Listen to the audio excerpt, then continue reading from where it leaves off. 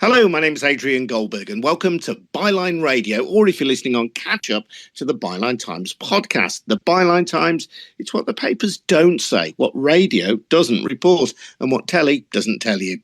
This time, the human tragedy of Pakistan's floods, which have already killed more than 1,100 people.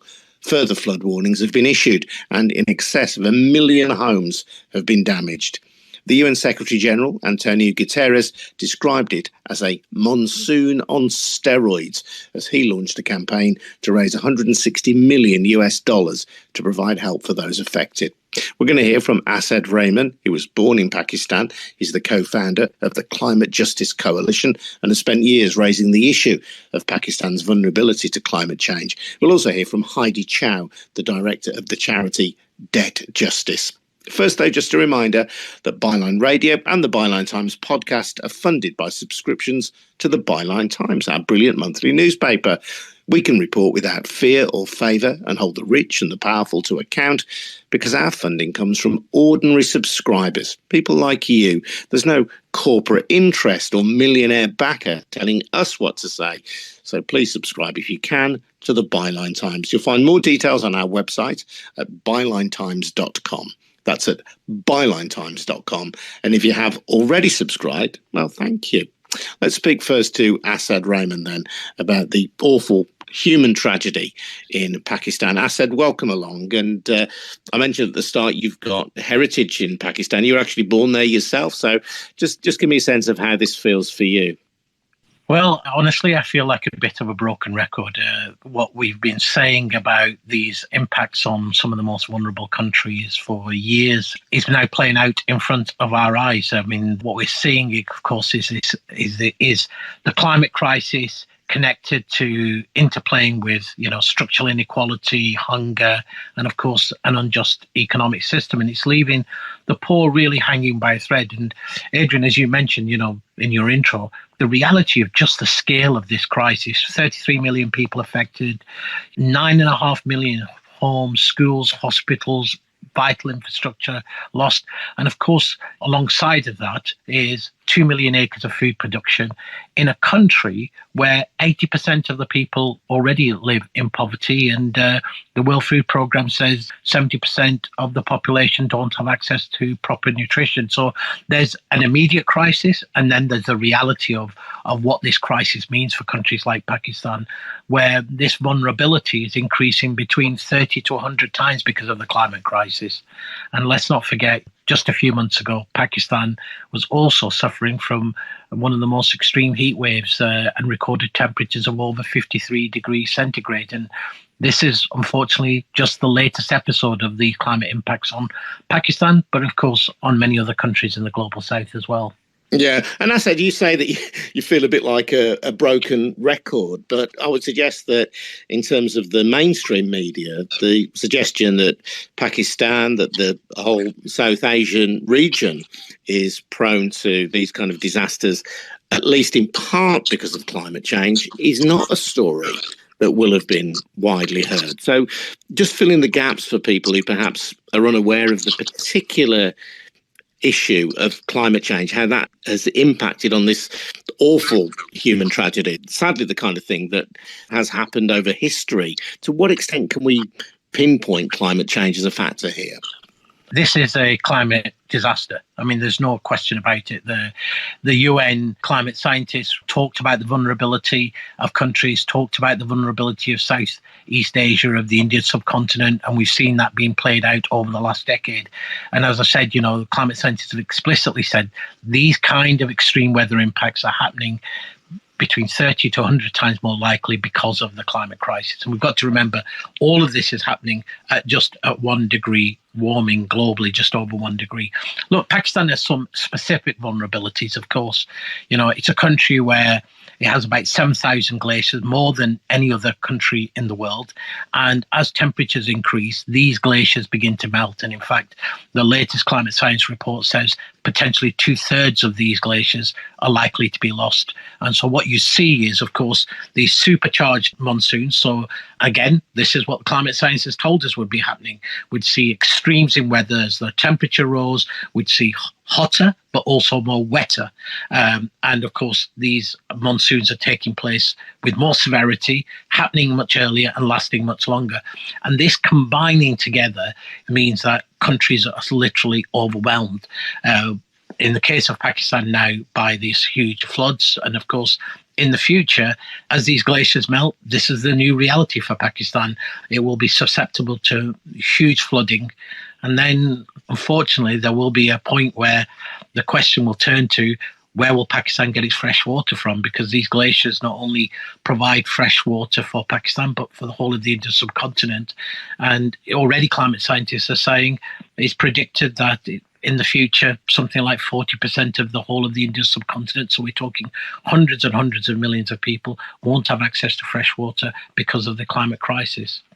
Yeah, that stat you mentioned about the amount of glaciers that Pakistan has. I mean, you perhaps know this having grown up in the country or haven't been born there, but when I heard that on a news report yesterday, I was absolutely astonished to hear that. I suppose it just underlines the ignorance in which many of us live about the world around us.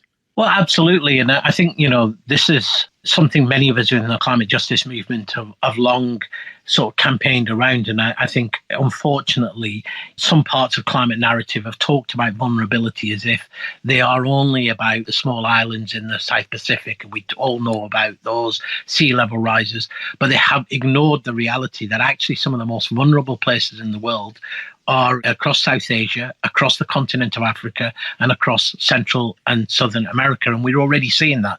I mean, today we're talking about Pakistan. We could just as easily now be talking about the fact that across the whole of the Horn of Africa, so Ethiopia, Somalia, Kenya, there are 50 million people on the brink of starvation. It's been called a climate famine, and we're now seeing climate famines happening in one continent, and in another continent, of course, people being absolutely overwhelmed by rain. And these famines, because rains have failed there, 4 year running, no rain at all. And in other parts of the world, we see a year's worth of rain falling in a single day. So these, unfortunately, are impacts which are now irreversible, and they are the new reality. We have to deal with that. And there are a lot of things we can do to deal with this new reality. But also we have to bear in mind that the scientists have told us if we breach the 1.5 degree, these things will all start to spiral out of control, become even worse than what we are witnessing. And so at the same time, we have to stop this crisis getting much, much worse. Yeah, Asad, I'll come back to you in a moment and talk about how we deal with the crisis, what we need to do next. But I want to bring in Heidi Chow from the charity Debt Justice. And Heidi, I mentioned that UN Secretary General Antonio Guterres talking about raising 160 million US dollars, about 138 million pounds sterling, to deal with the immediate impact of this tragedy. But you're concerned that once the aid has gone, the debt that Pakistan has will remain. Yeah, the $160 million in aid is a complete drop in the ocean.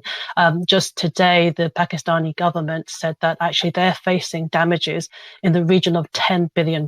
So actually $160 million really isn't going to cut it. But more than that, the country of Pakistan has been in a debt crisis, not just in recent years, but actually for many decades.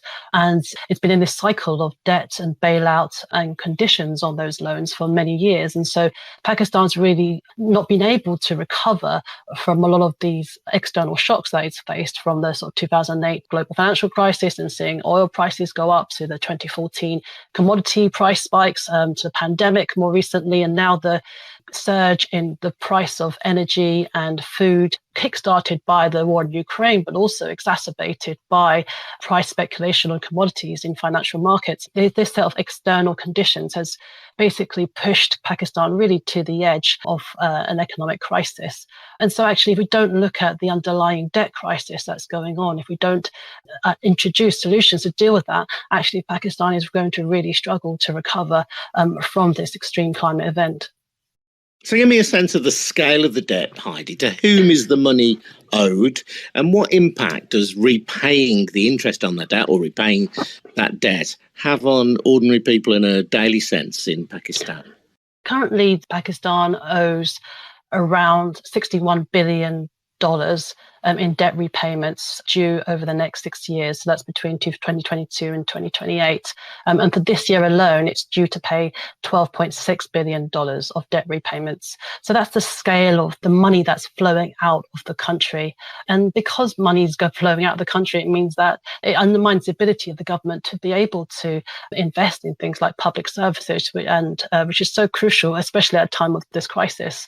And so that's why we're calling for debts to be suspended as an act of an immediate response.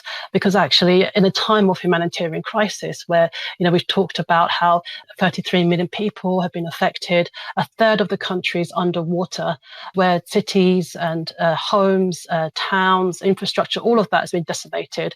And right now, the immediate concerns for the government need to be to tackle the hunger, the homelessness, the potential spread of waterborne diseases created by the flash flooding. And so rather than seeing the money flow out of the country to pay back wealthy creditors in the global north, actually these resources need to be directed to human need at this crucial time. Yeah, I mean, who are the creditors? To whom is the money owed? There's a range of different creditors. So private creditors, so that's hedge funds and banks. 11% is owed to these private creditors. And actually, these private creditors have actually been buying up what's called distressed bonds in recent months. So this is where the debt can be bought more cheaply on the financial markets because of the economic situation of the country. And so for these private creditors, if they're paid back in full, which is what they're demanding, they're actually set to make huge amounts of profits because they're essentially buying up the debt cheap and then hoping to get repaid in full. About 44% of it is owed to the IMF, World Bank, and other multilateral institutions, and about a third of it is owed to China. So it's a range of different lenders, but in particular, private creditors are the ones who are hoping to make a real killing out of the debt that's owed to them. And Asad, I'm conscious I'm speaking to you in Birmingham, which likes to consider itself, Birmingham and the neighbouring black country, as the home of the Industrial Revolution. Manchester likes to claim that crown as well, but while we smugly sit around debating which of us powered the Industrial Revolution, of course, it was that Industrial Revolution which turbocharged the introduction of fossil fuel production, fossil fuel into the atmosphere, and which has led directly to the crisis that we find ourselves in now. And yet, it seems that the worst impacts of climate change are visited not upon countries like ours, but upon countries like Pakistan. Absolutely. Pakistan's contribution to global warming is about 1%, right? And the overwhelming majority of responsibility still lies with the major rich industrial countries of the global north, including the UK. It's deeply ironic that the UK government is tweeting condolences to the people of Pakistan and at the same time, of course, announcing a massive expansion of fossil fuels, oil and gas in the North Sea. Look, climate scientists have told us quite clearly we need to halve global emissions by 2030. That means rich countries need to be close to or near to zero by 2030 to allow the rest of the world, those who have been the least responsible, to go to totally decarbonize their economies by 2050. Not only are we not cutting our emissions, of course, we're heading towards a warming that is anything between 2.7 degrees higher than where we are now to 3 or more, which will have absolutely devastating consequences. It will make many parts of the world absolutely inhospitable for life. But we're also seeing, of course, the UK government and others dragging their feet on their existing promises. So back in 2009, the rich countries, including the UK, the US, promised developing countries in the global south 100 billion in climate finance to deal with these impacts, both to help them cut emissions, but also to adapt. There are, of course, limits to adaptation. We now know that less than a third of that target has been met. We still have been unable to meet that 100 billion. And now the UN talks about the scale of these damages are running into the hundreds of billions. And in fact, one study says that if we don't deal with these climate impacts now and cut our emissions, we're talking losses that will run into the 160, 170 trillion globally. So it is absolutely imperative that we act both to cut the source of this problem, frankly, both the UK, the US and others, they're acting like arsonists. They're burning down people's homes and then sending them a get well card. It's just not good enough. We have to live up to our obligation. But also what they need to be doing is critically on this issue about loss and damage. And Pakistan really is a story about that loss and damage, because as Heidi says, it's not just about what happens today in terms of humanitarian. What happens when you have got people, some of the people who are the poorest, and when they say we have lost everything, literally they have lost everything apart from the clothes that they are wearing. How does that country rebuild? Now, that country, Pakistan, will find it impossible to rebuild. And this is what the UN calls climate apartheid, where the rich have the wealth to be able to try and deal with the climate crisis, and the poor are left to burn. And I'll give you an example of this. People remember back in 2021, the floods that took place in Germany. Those floods, and they were horrific, 190 people lost their lives. They affected 2 out of Germany's 16 states. The German government immediately announced 30 billion euros to address the impacts of that climate crisis and to rebuild and support the communities that are affected. How does Pakistan do that when what little income it has, it's spending on these debt repayments rather than being able to invest in the disaster warning systems, the early warning systems, but also adapt its infrastructure to be able to deal with this kind of climate crisis? As I said, we have to remember that for much of Pakistan, their infrastructure is already lacking. They don't have the public services. They don't have the investments to be able to build the resilience of their communities in the face of these crises. So the reality now is, yes, we must immediately cancel that debt and cancel their unsustainable and frankly illegitimate debt to these private creditors and to the IMF. The IMF should be immediately releasing special drawing rights for countries like Pakistan, but also fundamentally rich countries should be stumping up the finance and technology. And I'll say, if they want to look for where the money is, well, in the last 3 decades alone, the fossil fuel companies banked $2 trillion in profit. They're already talking about banking billions and billions more in this expansion of fossil fuels. That's where we should be going for the money, and we should be solving the climate crisis and also at the same time solving, of course, this crisis of global inequality. It is possible, but it requires the political will of our government leaders. But we know that that's simply and unfortunately lacking, because what we've got so used to as the global north is literally saying that the global south can be sacrificed really in the pursuit of profit. And I just wanted to add to that, really, just to say that Asad's talked about the obligation of wealthy countries to stomp up the climate finance that they've promised, not only as a sign of their responsibility, but also it's about seeing a mass transfer of wealth that's been created by centuries of fossil fuel extraction in the global north. So actually, they not only need to achieve the target they've promised in 2009, which was 100 billion a year, they actually need to get that up to a level that actually reflects the scale of the challenge that's needed. So we need to see finance in the tune of trillions, not billions. And actually, the climate finance that has been delivered so far has largely been in the form of loans and not grants. And so just going back to Asad's analogy, it's like burning down someone's house and then offering them a loan to sort out the mess. And actually, loans are not going to do, not least because of the debt crisis that I've just described that countries like Pakistan are in. So Pakistan are in a debt crisis, but there are also 54 other countries in the global south that are also in a debt crisis right now. And a lot of those countries are also climate vulnerable countries. They're also on the front lines of the climate emergency, being hit hardest and the fastest by the impacts of extreme climate events. And so we can't really divorce this issue around the underlying debt issues, because the debt is actually turbocharging the injustice around the climate issue. And so actually we need to see the most wealthy countries who, through their historic emissions, have created the climate emergency. We need to see urgent actions to pull those funds together and to offer them not as loans, but as grants. Otherwise, we are just going to see this debt crisis come back wave after wave after wave to country with no end in sight. When you see news reports saying a third of the country is underwater, it's just very difficult to comprehend that scale of devastation. And actually, I've been really affected by watching the images on the news of the last few days and seeing the actual scale of devastation. And it makes you realize that actually the climate crisis isn't something in the future. It's here and now, and it's affecting people here and now.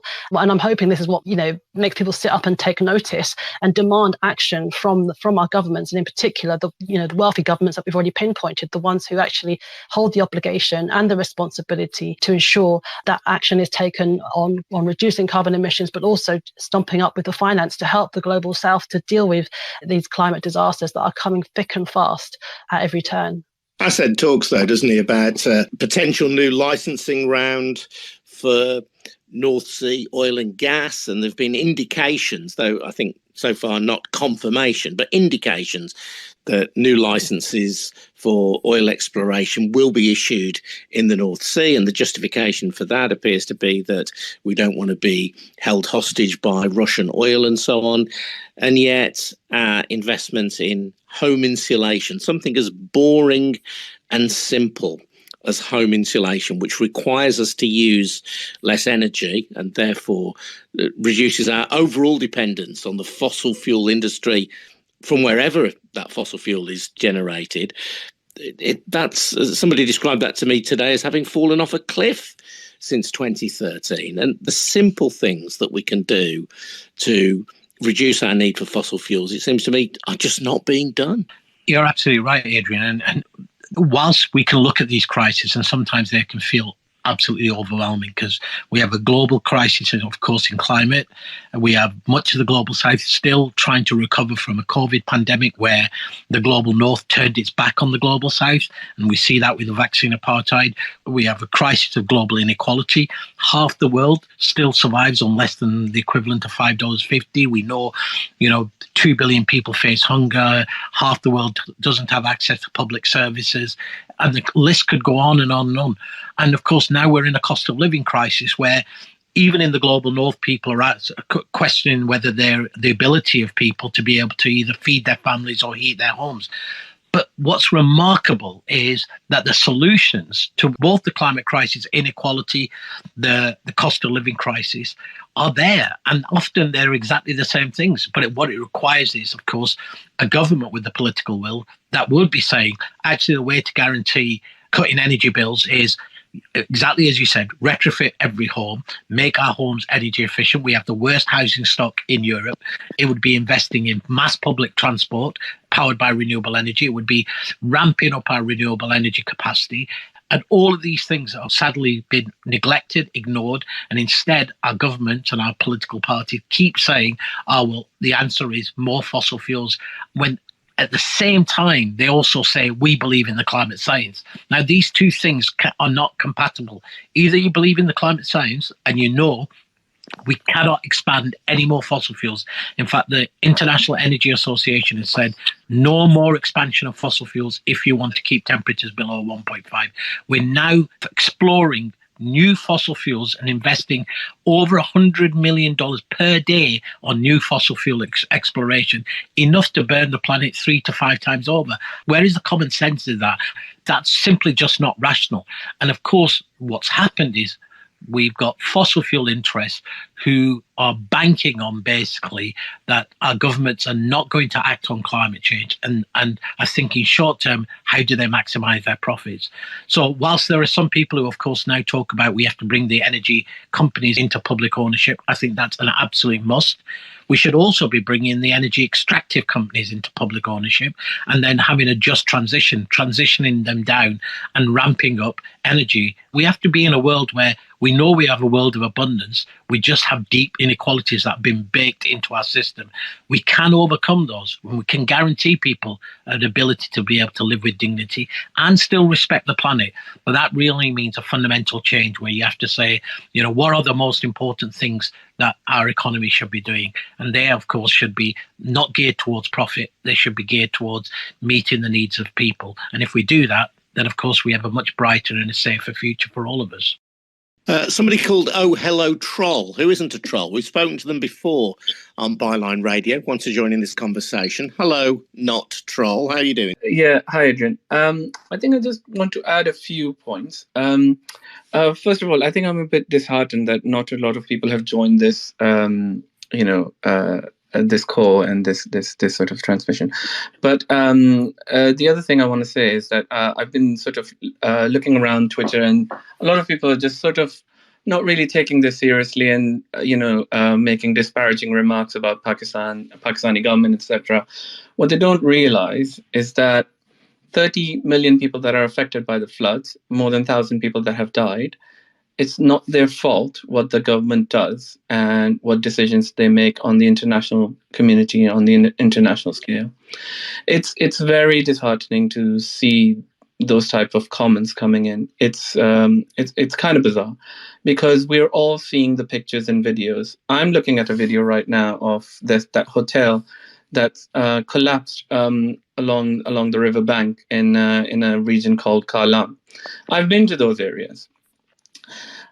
What people need to understand is that these regions are not very the soil is not very stable. So this infrastructure that was built over decades where there was stable soil. So if you ever have a look at the pictures of River Indus, you'll see that most of the time it's very muddy, and that mud is actually basically just traveling all the way from the north.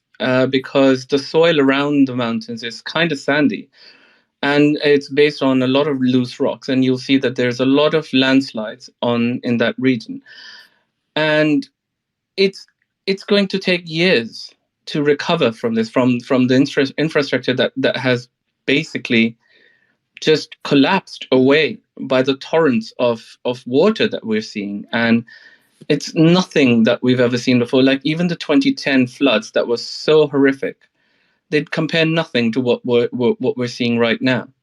It's just bizarre. People need to take this seriously. It's not just Pakistan that is affected. 30 million people affected in Pakistan, but Pakistan also exports food, and a lot of this farmland is being affected, and maybe some of it is going to be repurposed for food growth, etc. So Pakistan growing cotton and other materials for fabrics, etc. That's not going to happen. So we might see shortage of that.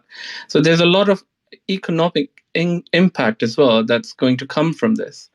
Not to mention the human tragedy that is unfolding right in front of us. Absolutely. And, all I would say is that, sadly, there are some idiots out there, and we live in a society where people are free to post their idiocies on social media. But I think whatever reservations people have about the Pakistani government, and they may or may not be well-founded, these are human beings at a time of tragedy who deserve our support, our love, and our respect and our help. Khaleesi, hello, Khaleesi. Welcome along. You're right.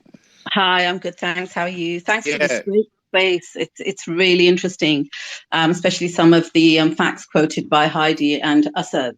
Very, very interesting on the financial aspects. And I agree with Heidi. I think there should be more of a push to suspend any debt payments for the time. But I wanted to come back on Asad's point about the realities of on the ground in Pakistan in terms of the number of glaciers they have and how this was inevitable. But I also wanted to ask you, Asad, that do you not think that over the last 10 years, or however many years, and this isn't about party politics, but generally in Pakistan, there could have been some preventative measures taken in terms of building of dams, knowing the amount of glaciers they have, and that this was a reality that was, it was going to happen given where we're going with climate change at the moment. Well, that's an interesting thought, Khalid. I don't know if you've got a thought on that, Asad. There is a broader problem, right, which is about what we would call maldevelopment in the global south, right, largely driven often by the imperatives of the global economy. And so what you don't see, of course, is governments either with the resources or capacity to do some of the things that we think should be done. So again, just giving an analogy of Germany, right? Germany, as soon as the 2021 floods happened, put in a new warning system, installed new sirens to alert communities to flooding. But how does Pakistan do that when even its most basic infrastructure doesn't exist in large parts in places in Sindh, in Balochistan, and other, if you've been there, you can see the reality of how, for much of Pakistan, the question of, in terms of even sustainable development as a whole, is just lacking. So, of course, there are issues with regards to governments and that has a large part to do with, of course, if we took a historical perspective, we'd say if you look at the last few decades, there have been countless leaders that have come up in the global south that have said what we want to do is prioritize our own economies, our own citizens. We want to invest in public services. We want to think about in terms of how our own economies grow, all of these. And unfortunately, as we've seen, whether it was Mossadegh in Iran or Lumumba in Congo, Albenz in Guatemala, Allende in Chile, many of those government leaders have been violently overthrown. And so what we have are government leaders who largely accept their position within a global economy, which is we are there simply to produce commodities to export to the global north for the supply chains, rather than how do we develop our own economies to meet the needs of our own people. And fundamentally, that clearly needs to change. But as you rightly said, the question now is, whatever our critiques of the Pakistan government, the real question is got to be, what happens to the fact that up to a third or maybe even now half of the country is underwater? What happens next? 2 million acres of food production have been lost. When the images of Pakistan fade from our screens, what happens to the question of hunger in Pakistan? What happens to the question of how do those communities begin to rebuild without the resources that are needed? And sadly, looking just like the last few years, whilst appeals after appeals are made by countries in the global south, often those appeals are nowhere near met. And so again, countries are left without the capacity or with the tools to be able to do the things that we know need to be done.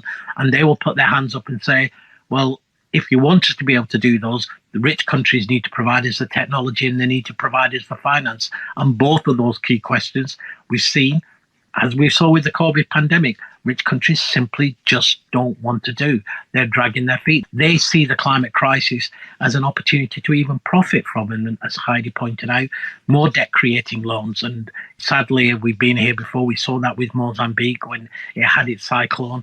The Mozambique government came here to the UK and had to beg for more debt-creating loans. And that's exactly what the answer we've been told for the Global South is: more debt-creating loans, and it's your responsibility. And the global north is turning its back on the south. Listen, it's been a really fascinating conversation. Thank you, Khaleesi. Really appreciate you joining in. Thanks also to Hello Troll for joining in. Not a troll, we know that by now. Thank you to Heidi Chow, Director of the charity Debt Justice. Thanks also to Asad Rehman, co-founder of the Climate Justice Coalition. I'm Adrian Goldberg, and if you want to support these kind of discussions on Byline Radio and the Byline Times podcast, please consider taking out a subscription to our wonderful monthly newspaper, the Byline Times. You get details of how to subscribe at bylinetimes.com. That's at bylinetimes.com. Thanks very much indeed for listening. We'll see you all again very soon. But for now, goodbye. Cheers now. Ta-da.